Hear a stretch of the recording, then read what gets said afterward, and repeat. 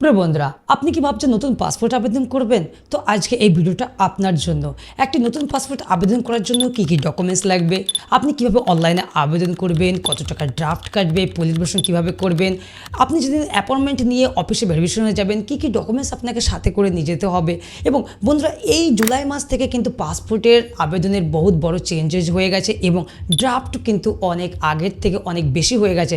আগে আপনার 1500 টাকা ড্রাফট ছিল, এখন কিন্তু নর্মাল পাসপোর্ট অ্যাপ্লাই করার জন্য 2500 টাকা ড্রাফট কাটবে এবং আপনি যদি তৎকালে পাসপোর্ট অ্যাপ্লাই করেন তাহলে কিন্তু আপনার কাছে 5000 টাকা ড্রাফট কাটবে। এবং আপনি যদি পাসপোর্ট অ্যাপ্লাই করেন, আপনি যদি 10 পাস থাকেন তাহলে ইসিএনআর পাসপোর্ট পাবেন না নন ইসিএনআর পাসপোর্ট পাবেন, আপনি তৎকালে অ্যাপ্লাই করবেন না নর্মালে অ্যাপ্লাই করবেন।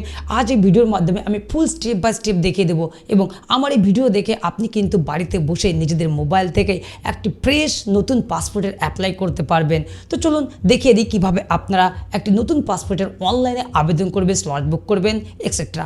নতুন পাসপোর্ট অ্যাপ্লিকেশনের জন্য পাসপোর্ট সেবা এই পোর্টালটি খুলে নিতে হবে এবং পাসপোর্ট সেবা পোর্টালটি খোলার পর উপরে দেখতে পাচ্ছেন এখানে লগ ইন রয়েছে এবং রেজিস্টার। আপনার যদি রেজিস্টার না থাকে তাহলে রেজিস্টারে ক্লিক করবেন। রেজিস্টারে ক্লিক করার পর এখানে যে ড্যাশবোর্ডটা আসবে, এখানে দেখুন রেজিস্ট্রেশন ড্যাশবোর্ড এসেছে। এখানে ইউজার রেজিস্ট্রেশন রয়েছে। আপনি কি করবেন, সেকেন্ড অপশন যেটা পাসপোর্ট অফিস রয়েছে, এই পাসপোর্ট অফিস সিলেক্ট করবেন এবং আপনার যে সিটি রয়েছে, আমার সিটি রয়েছে কলকাতা, আমি কলকাতা চুজ করে নিচ্ছি। তারপর কি করবেন, আপনার ফুল নেম এখানে বসাবেন, তারপর আপনার ইমেল আইডি এখানে বসাবেন। আপনি যদি ইমেল আইডিটাকে লগ ইন আইডি হিসেবে ব্যবহার করতে চান তাহলে আপনি ইয়েস করবেন। যদি আপনি ইমেল আইডিকে লগ ইন আইডি ব্যবহার না করেন তাহলে এখানে ম্যানুয়ালি আইডি মেরে আপনি একটি পাসওয়ার্ড ক্রিয়েট করে নেবেন। তারপর আপনি সাইন আপে ক্লিক করলে আপনার ওই মেল আইডিতে একটা ওটিপি যাবে 4 সংখ্যার, সেটা ভেরিফাই করলে কিন্তু রেজিস্টার হয়ে যাবে। তো আমার যেহেতু রেজিস্টার আছে, আমি কি করব, সাইন ইনে ক্লিক করব। তো আমি এবার লগ ইনে যাচ্ছি। লগ ইনে আমি আমার আইডিটা এখানে বসিয়ে দেবো। আইডি বসানোর পর আমি এখানে কন্টিনিউ ক্লিক করব। কন্টিনিউ ক্লিক করার পর এবার আপনি যে পাসওয়ার্ড ক্রিয়েট করেছিলেন রেজিস্টারের সময়, সেই পাসওয়ার্ডের দ্বারাও কিন্তু লগ ইন করতে পারেন বা আপনার ইমেলে ওটিপি দ্বারাও কিন্তু লগ ইন করতে পারেন। তো আমি ওটিপি দ্বারা করছি না, আমি জাস্ট পাসওয়ার্ডের দ্বারাই আমি ক্রিয়েট করছি। তো পাসওয়ার্ডটা আমি বসে দিই। তারপর কি করবো, আমি সাইন ইনে ক্লিক করবো। সাইন ইনে ক্লিক করার পর আমার সামনে কিন্তু আমার পাসপোর্টের যে main dashboard, log in dashboard, সেটা কিন্তু ওপেন হয়ে যাবে। তো বন্ধুরা দেখুন, আমার সামনে কিন্তু আমার পাসপোর্টের মেন ড্যাশবোর্ড কিন্তু ওপেন হয়ে গেছে। তো এইবার কি করব, আমি যেহেতু ফ্রেশ নতুন পাসপোর্ট অ্যাপ্লাই করব তার জন্য এখানে হোম রয়েছে, সার্ভিস রয়েছে, মাই অ্যাপ্লিকেশন, ফিস ডিটেলস। আমি কোথাও যাব না, আমি জাস্ট সার্ভিসে যাব। সার্ভিসে যাওয়ার পর এখানে দেখুন বহুত অপশান রয়েছে। প্রথমে রয়েছে ফ্রেশ পাসপোর্ট এবং রিইস্যু পাসপোর্ট। তো আমি জাস্ট এটাতে ক্লিক করব, যেহেতু আমি ফ্রেশ পাসপোর্ট অ্যাপ্লাই করব। আমি এখানে কোনো কিছু টাইপ করব না, কিছু এন্টার করব না, আমি just skip for now click করব। তারপর আমি নেক্সটে ক্লিক করব। নেক্সটে ক্লিক করার পর এবার আসছে টাইপ অফ পাসপোর্ট, মানে পাসপোর্টের টাইপ আপনি ফ্রেশ করতে চাইছেন না রিইস্যু। আমি যেহেতু ফ্রেশ করতে চাইছি নতুন পাসপোর্ট, আমি ফ্রেশে ক্লিক করব। তারপর আপনি পাসপোর্টটি তৎকালে অ্যাপ্লাই করবেন না নর্মালে, আমি জাস্ট নর্মালে অ্যাপ্লাই করব। তারপর এখানে বলছে টাইপ অফ পাসপোর্ট বুকলেট, আপনি 36 পেজ চুজ করবেন না 60 পেজ পাসপোর্ট নেবেন, মানে আপনার যে পাসপোর্টের বইটা হবে 60 পেজের বই করবেন না 36 পেজের। আমি 36 পেজ করলাম। ওকে, তো 36 পেজ নর্মাল এবং ফ্রেশ পাসপোর্ট এটা যে সিলেক্ট করলাম, আমার কিন্তু ড্রাফট কাটবে 2500 টাকা। যদি আমি তৎকাল চুজ করতাম তাহলে কিন্তু আমার কিন্তু 5000 টাকা পেমেন্ট করতে হতো, বুঝতে পারলেন। তৎকালে অ্যাপ্লাই করলে কী হয়, তৎকালে অ্যাপ্লাই করলে আপনার পাসপোর্ট কিন্তু মাত্র 4-5 দিনের মধ্যে আপনি হাতে পেয়ে যাবেন। নর্মালে কী হয়, নর্মালে আপনি অ্যাপ্লাই করলেন, অফিস ভেরিফাই করলেন, পিএসকে অফিস, তারপর থানা হবে, থানা হওয়ার পরে কিন্তু আপনি পাসপোর্ট হাতে পাবেন। মিনিমাম আপনার 20 থেকে 25 দিন বা 1 মাস টাইম লেগে যাবে। তো আমি এগুলো সিলেক্ট করে নিলাম। তারপর সেভ অ্যান্ড নেক্সটে ক্লিক করব। সেভ অ্যান্ড নেক্সটে ক্লিক করার পরে এবার আসবে অ্যাপ্লিক্যান্ট ডিটেলস। আমি জাস্ট এখানে আপনাদেরকে স্টেপ বাই স্টেপ দেখে দিচ্ছি কীভাবে কি ফিল করবেন। ওকে, তো প্রথমে কি বলছে, গিভেন নেম রয়েছে। গিভেন নেম আপনার নামের এখানে প্রথম নামটা এখানে বসাতে হবে। যদি আপনার নামের সঙ্গে মিডল নেমও থাকে তাহলে কিন্তু এই ঘরে আপনাকে বসাতে হবে। ওকে, তারপর কি বলছে, সারনেম, আপনার যদি সারনেম থাকে তাহলে কিন্তু সারনেম এখানে বসাবেন। ওকে, আমার নাম জসিম বিশ্বাস, আমি জসিমটা এখানে বসাবো গিভেন নেমে, তারপর সারনেমে বিশ্বাস বসিয়ে দেবো। তারপর আপনি মেল না ফিমেল চুজ করে নেবেন। আমি যেহেতু মেল, আমি মেল চুজ করব। তারপর এখানে কি বলছে, have you ever been known by other name, আপনাকে আদার নেমে ডাকা হয়, নো, এটা নো করবেন। তারপরে have you ever change your name, no. তারপরে এখানে কি বলছে, আপনার ডেট অফ বার্থ বসাবেন। আমি এখন বসাচ্ছি না, আপনাকে জাস্ট দেখাচ্ছি।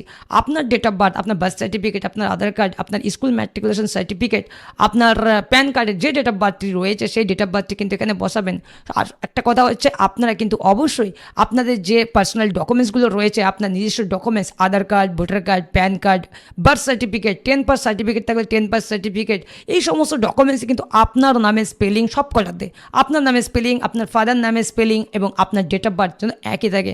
মিস্টেক থাকলে আপনাকে সংশোধন করে নিতে হবে, নইলে কিন্তু আপনারা পাসপোর্ট পিএসকে অফিসে যখন ভেরিফিকেশনে যাবেন তখন কিন্তু আপনার পাসপোর্ট হোল্ড হয়ে যেতে পারে, এবং আপনার যদি পুরানো বার্থ সার্টিফিকেট থাকে তাহলে কিন্তু সেই বার্থ সার্টিফিকেটটাকে ডিজিটাল করে নিতে হবে। ওকে, আর একটা কথা হচ্ছে আধার কার্ড। আপনার কাছে যে আধার কার্ডটি রয়েছে, আপনার বাচ্চাবেলাকার আধার কার্ডের ফটো হলে বা অনেক আগেকার ফটো এখনকারের সঙ্গে ম্যাচিং হচ্ছে না, তাহলে কিন্তু আপনাকে বায়োমেট্রিক করে ফটো চেঞ্জ করে নিতে হবে। হ্যাঁ, আর পারলে একটা পিভিসি আধার কার্ড অর্ডার করবেন। পিভিসি আধার কার্ড অফিসের পাসপোর্ট অফিসে গ্রান্ট করে, না হলে আপনি কি করবেন, আপনার যদি ফোন নম্বর লিঙ্ক থাকে আপনি একটা ইন্টারনেটের মাধ্যমে আপনি আধার কার্ডের যে পোর্টাল রয়েছে সেখান থেকে একটা আধার কার্ড ডাউনলোড করে নেবেন এবং সিগনেচারটা ভ্যারিফাই করে নেবেন। ওকে, তো এখানে ডেট অফ বার্থটাই বসে দেবেন। তারপর এখানে কি বলছে, is your place of birth out of India, এটা নো করবেন। ওকে, তারপর বলছে আপনার প্লেস অফ বার্থ, আপনার যে জন্মের স্থান রয়েছে, আপনার বার্থ সার্টিফিকেটে যে জন্মের স্থান রয়েছে, আপনার যে জন্মস্থান সেটা কিন্তু এখানে বসাতে হবে। আপনার ভিলেজের নাম হলে ভিলেজের নাম, আপনার যে জায়গায় জন্মগ্রহণ করেছেন সেটা বসাবেন। তারপর ম্যারিটাল স্ট্যাটাস, আপনি বিবাহিত, অবিবাহিত, ডাইভোর্সড, সেপারেট, সিঙ্গেল, যা যেটা হবেন সেটা করবেন। ওকে, তারপর কি বলছে, আপনার প্যান কার্ড ইফ অ্যাভেলেবেল, যদিও ইফ অ্যাভেলেবেল বলেছে তবু আপনি আপনার প্যান কার্ডটা এখানে নম্বরটা বসাবেন এবং আপনার ভোটার কার্ড নম্বর সেকেন্ড ঘরে বসাবেন। তারপর কি বলছে, এমপ্লয়মেন্ট টাইপ, আপনি গভর্নমেন্ট সেক্টরে কাজ করেন, home maker, not employed, private, student, self employed, যেটা আপনি হবেন সেটা আপনি সিলেক্ট করবেন। বুঝতে পারলেন তো, সেলফ এমপ্লয়েড যদি কিছু না করেন সেলফ এমপ্লয়েড করবেন। ওকে, তারপর বলছে is either your parents in case minor, যদি মাইনর হন তাহলে এখানে ইয়েস করবেন, নাহলে নো করবেন, আপনি নোই করবেন। ওকে, তারপর বলছে আপনার এডুকেশন কোয়ালিফিকেশান, আপনি কতদূর পড়াশোনা করেছেন, যদি আপনি 12 ক্লাস 10 পাস বা 12 ক্লাস পাস করে থাকেন তাহলে 10 অ্যান্ড অ্যাবভ, যদি আপনি 7 ক্লাস পড়াশোনা করে থাকেন বা তার নিচে 7 class or less, between 8 and 9 standard, মানে 8 ক্লাস বা 9 ক্লাস পড়া থাকলে 8 অ্যান্ড 9 স্ট্যান্ডার্ড, এবং গ্র্যাজুয়েশন করা থাকলে নিচেরটা। তো 10 পাস আমি সিলেক্ট করছি, যেহেতু আমার 12 ক্লাস রয়েছে আমি 10 পাস সিলেক্ট করছি, মানে যার আমি অ্যাপ্লিকেশন করছি। ওকে, তো এখানে অটোমেটিক্যালি ইএসএনে একটা ইয়েস হয়ে গেল যে আমি 10 পাস সিলেক্ট করলাম। তারপরে এখানে বলছে ভিজিবল ডিস্টিংগুইশিং মার্ক, মানে আপনার শরীরের কোনো রকম চিহ্ন, আপনার মোল, কোনো কাটা চিহ্ন, কোনো কিছু থাকলে আপনি দিতে পারেন, না দিলে কোনো সমস্যা নেই, এটা ম্যান্ডেটরি না। তারপর বলছে আধার নাম্বার ইফ অ্যাভেলেবেল, যদিও এখানে আধার নাম্বার ইফ অ্যাভেলেবেল বলছে, যদি থাকে আপনি অবশ্যই আধার কার্ড আপনার রয়েছে আমি জানি, আধার কার্ড নম্বর অবশ্যই বসাবেন। তারপর আপনি আই অ্যাগ্রি চেকবক্সে ক্লিক করে সেভ অ্যান্ড নেক্সটে ক্লিক করবেন।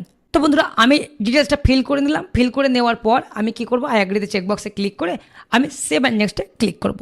সেভ অ্যান্ড নেক্সটে ক্লিক করার পর এবার আসছে ফ্যামিলি ডিটেলস। এখানে দেখুন, এখানে কিন্তু ফ্যামিলি ডিটেলস বলেছে। ফ্যামিলি ডিটেলস কি বলছে, father legal guardian given name, মানে আপনার পিতার বা গার্জেনের পিতার প্রথম নামটা বা মিডল নেম থাকলে মিডল নেমে এখানে বসাবেন এবং সার নেম এই ঘরে বসাবেন।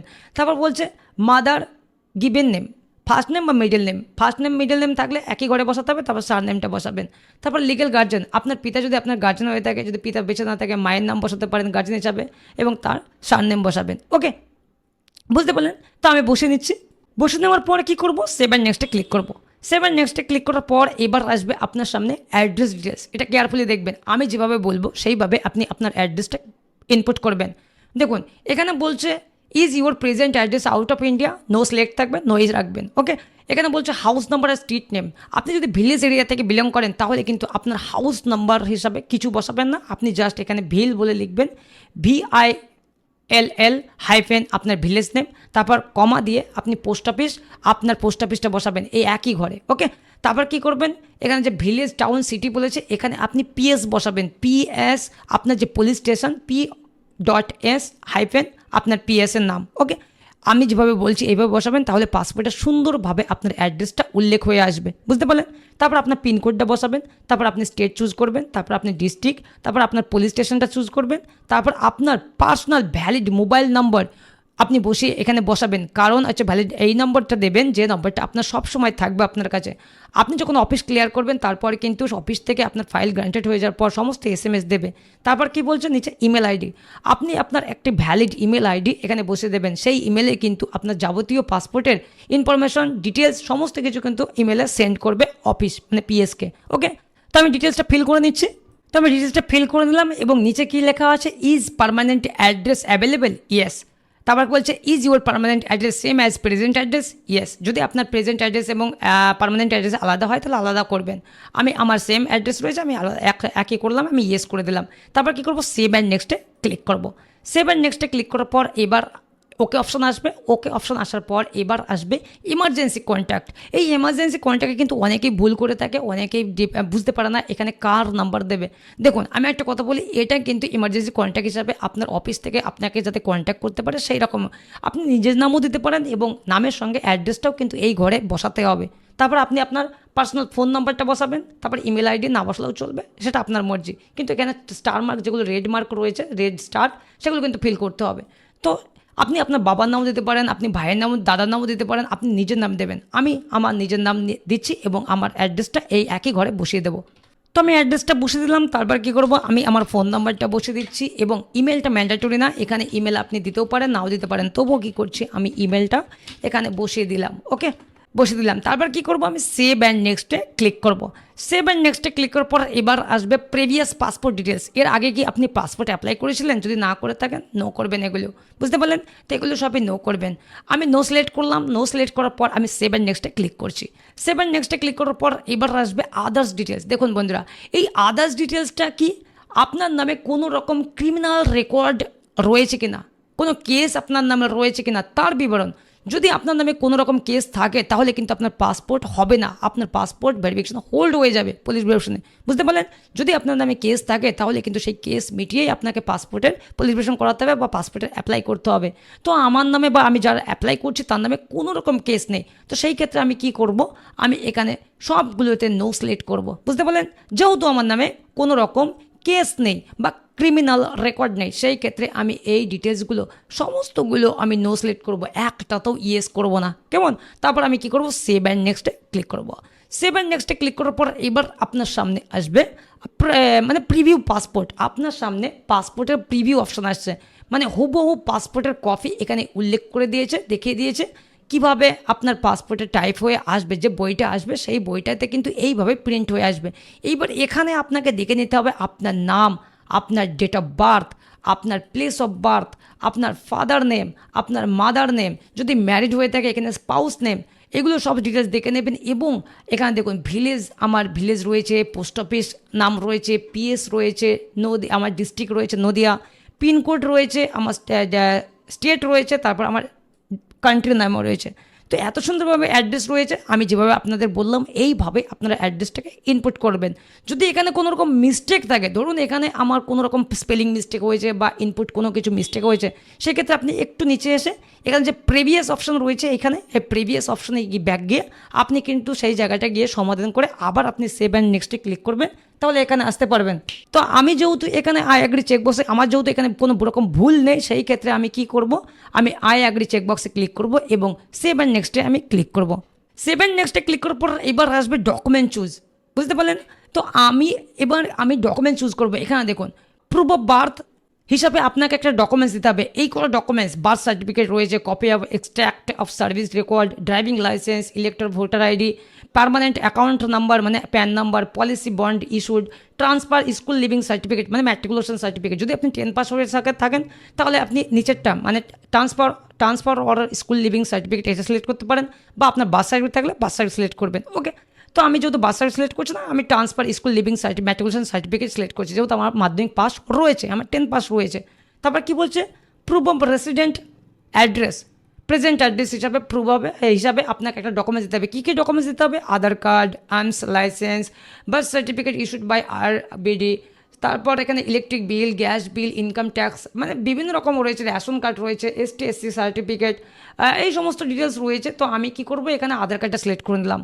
আধার কার্ড সিলেক্ট করে নেওয়ার পর এবার আসবে আপনার সামনে প্রুফ অফ ECNR পাসপোর্ট মানে ইমিগ্রেশন চেক নন রিকোয়ার্ড। আপনি যে মাধ্যমিক পাস সিলেক্ট করলেন তো আপনার পাসপোর্ট নন ECNR হবে। আর যদি আপনি মাধ্যমিক পাস সিলেক্ট না করতেন, মানে আপনি যদি মাধ্যমিক পাসের নিচে পড়াশোনা করতেন সিলেক্ট করতেন, তাহলে কিন্তু ECR হতো, ইমিগ্রেশন চেক রিকোয়ার্ড। আপনাকে কিন্তু এয়ারপোর্টে ইমিগ্রেশন চেক করতে হবে। আপনি যেহেতু মাধ্যমিক পাস, সেই ক্ষেত্রে আপনার কোনো রকম ইমিগ্রেশন করা লাগবে না। তো ইমিগ্রেশন চেক রিকোয়ার্ড, নন রিকোয়ার্ডের জন্য আমাকে একটা ডকুমেন্ট সিলেক্ট করতে হবে, এইগুলো যতগুলো রয়েছে। তো আমি এর মধ্যে কোনো কিছু যাচ্ছে না, আমি যাবো জাস্ট আমি যে মাধ্যমিক পাস রয়েছে বা 12 ক্লাস পাস রয়েছে, ম্যাট্রিকুলেশন ওর হায়ার এডুকেশন পাস সার্টিফিকেট এটা সিলেক্ট করব, বুঝতে পারলেন? আমি কিন্তু আপনাদের খুব সহজভাবে বুঝিয়ে দিচ্ছি। তারপর কি করবেন, নিচে আসবেন, নিচে আসার পর এখানে আই অ্যাগ্রি চেকবক্সে ক্লিক করবেন, তারপর প্লেস বসিয়ে দেবেন, আপনার যে প্লেসটা রয়েছে সেই প্লেসটা এখানে বসিয়ে দেবেন। তো আমি প্লেসটা বসিয়ে দিলাম, তারপর সেভে আমি ক্লিক করব। যেহেতু আমার সমস্ত ঠিক আছে, সেভে ক্লিক করব। তার আগে একবার আমি দেখে নেবো আমি যা যা ইনপুট করলাম সাবমিট করার আগে, এখানে কিন্তু ফাইনাল, এখানে সাবমিট করলে কিন্তু সাবমিট হয়ে যাবে। তার আগে আপনি প্রিভিউ করে নেবেন, প্রিভিউ করে আপনি দেখে নেবেন যে ডিটেলসগুলো আপনি ইনপুট করলেন সমস্ত ডিটেলস ঠিক রয়েছে কিনা। যদি আপনার সমস্ত ডিটেলস ঠিক থাকে তাহলে আপনি কি করবেন, এখানে ক্লোজ করে আপনি সাবমিটে ক্লিক করবেন। সাবমিটে ক্লিক করার পর এবার আসবে আপনার সামনে appointment schedule appointment and pay. আপনি এই শিডিউল অ্যাপয়েন্টমেন্ট পেতে ক্লিক করবেন। শিডিউল অ্যাপয়েন্টমেন্ট পেতে ক্লিক করার পর আপনার সামনে আপনাকে আরপিও সিলেক্ট করতে হবে, মানে আপনি যে পাসপোর্টের পিএসকে অফিস সিলেক্ট করতে হবে, পাসপোর্ট সেবা কেন্দ্র। তো আমার কাছাকাছি যে সেবা কেন্দ্র হবে, আমার ধরুন কৃষ্ণনগর রয়েছে, বহরমপুর রয়েছে, কলকাতা, তো সব থেকে কাছাকাছি আমার কৃষ্ণনগর। তো আপনার যেটা হবে সেটা এখান থেকে সিলেক্ট করে নেবেন। ওকে, তো আমি কৃষ্ণনগর সিলেক্ট করছি, আমি কৃষ্ণনগর সিলেক্ট করে নিলাম। এবার আমাকে ডেট সিলেক্ট করতে হবে, এখানে যে ক্যালেন্ডার অপশন রয়েছে ক্যালেন্ডারে ক্লিক করব। ক্যালেন্ডারে ক্লিক করার পর আমি যে কৃষ্ণনগর সিলেক্ট করলাম, এই 17 তারিখ, 20 তারিখ, 21 তারিখ, 22 তারিখ, 23 তারিখ, এই যে গ্রিন মার্ক তারিখগুলো রয়েছে এই ডেটগুলোতেই আমাকে চুজ করতে হবে। আমি কিন্তু আদার্স কোনো ডেটগুলো আমি সিলেক্ট করতে পারবো না। তো গ্রিন মার্কের থেকে আমি যে কোনো একটা ডেট সিলেক্ট করে নিলাম, যেটা আমি যে ডেটে যেতে পারবো, আমি পার্টিকুলারভাবে মানে আমি অ্যাকচুয়ালি যেতে পারবো যে ডেটে, আমার কোনো অসুবিধা নেই, সেই ডেটটা আমি সিলেক্ট করে নিলাম। তারপর মেক পেমেন্টে ক্লিক করব। মেক পেমেন্টে ক্লিক করার পর এখানে ওকে অপশন আসবে। ওকে অপশন আসার পর আপনার সামনে আবার একটু নিচে পে অপশন, পে নাও থাকবে, এই পে নাওয়ে ক্লিক করতে হবে। পে নাওয়ে ক্লিক করার পর আপনার সামনে ডাইরেক্ট এসবিআই যে পেমেন্ট মেথড রয়েছে সেখানে চলে আসবে। আমার চলে এসেছে। এখানে আপনি net banking, other net banking, debit card, credit কার্ডের মাধ্যমে পেমেন্ট করতে পারেন। সব থেকে ইজি এখন সহজ পদ্ধতি ইউপিআই। লাস্ট এইটা দেখতে পাচ্ছেন ইউপিআই, আমি ইউপিআই সিলেক্ট করে নিচ্ছি। এখন ইউপিআইয়ের মাধ্যমে পেমেন্ট সব থেকে ইজি। দেখুন এখানে কিন্তু কি বলছে, আমি যে পাসপোর্টটি অ্যাপ্লাই করলাম ফ্রেশ পাসপোর্ট, এবং এখানে ফিস কিন্তু 2,500 টাকা, মানে 2500 টাকা ড্রাফট এসেছে। তারপর আমি কি করব, এখানে কনফার্মে ক্লিক করব। কনফার্মে ক্লিক করার পর এখানে 2500 টাকার একটা কিউআর কোড এসেছে। এই কিউআর কোডে আমি আমার PhonePe, Google pay, Amazon pay, যে পে আপনি ব্যবহার করেন সেই পে থেকে এই স্ক্যান করে আপনি পেমেন্ট করে দিলেন। পেমেন্ট করার পর আপনার কিন্তু সাবমিট হয়ে যাবে। আমি জাস্ট এটা ফর্ম ফিল আপটা আপনাদের মেথডটা দেখালাম কীভাবে আপনারা ফর্ম ফিল আপটি করবেন। ওকে বন্ধুরা, এইবার কি করবেন, আপনার পেমেন্ট সাকসেসফুল হবে। ওকে অপশন আমরা ওকে ক্লিক করবেন, ডাইরেক্টলি আপনার কিন্তু পাসপোর্ট পরিষেবা কেন্দ্রে আপনার ব্যাক চলে যাবে। সেখানে আপনি এই যে অ্যাপ্লিকেশনটা আসবে সেই অ্যাপ্লিকেশনে কিন্তু আপনার ডেট পড়বে, ডেটে কত তারিখে কত টাইমে আপনাকে যেতে হবে, কটার সময় আপনার শিডিউল হয়েছে, সমস্ত ডিটেলস আপনার থাকবে। সেই অ্যাকনোলজমেন্ট নিয়ে এবং হার্ড কপিটা নেবেন, সাথে করে প্রিন্ট আউট করে নেবেন, এবং আপনার সমস্ত অরিজিনাল ডকুমেন্টস, আপনার voter card, Aadhaar card, PAN card, birth certificate, মাধ্যমিক পাস সার্টিফিকেট থাকলে, মানে 10 পাস সার্টিফিকেট থাকলে 10 পাস সার্টিফিকেট, গ্র্যাজুয়েশন যেটা আপনি থাকবে কোয়ালিফিকেশন সেটা নেবেন। তো এই সমস্ত ডকুমেন্টস এবং বাবা মায়ের আধার কার্ড, ভোটার কার্ড, সমস্ত ডকুমেন্টস আপনি অরিজিনাল সাথে করে নেবেন, এবং যে হার্ড কপিটা আসলো এই হার্ড কপির একটা প্রিন্ট আউট করে বাকি ডকুমেন্টসগুলোর কপি করে আপনি অ্যাটাচ করে সমস্ত ডকুমেন্টস আপনি অরিজিনাল সাথে করে নিয়ে যে অফিস আপনি সিলেক্ট করলেন, যে টাইমে সিলেক্ট করলেন সেই টাইমে আপনি সেই টাইমে আপনি পিএসকেতে ভেরিফিকেশনের জন্য চলে যাবেন। ভেরিফিকেশনে যাওয়ার পর অফিসে গেলেন, অফিস আপনার সমস্ত ডকুমেন্টস খুঁটিয়ে দেখবে, সমস্ত ডিটেলস দেখবে।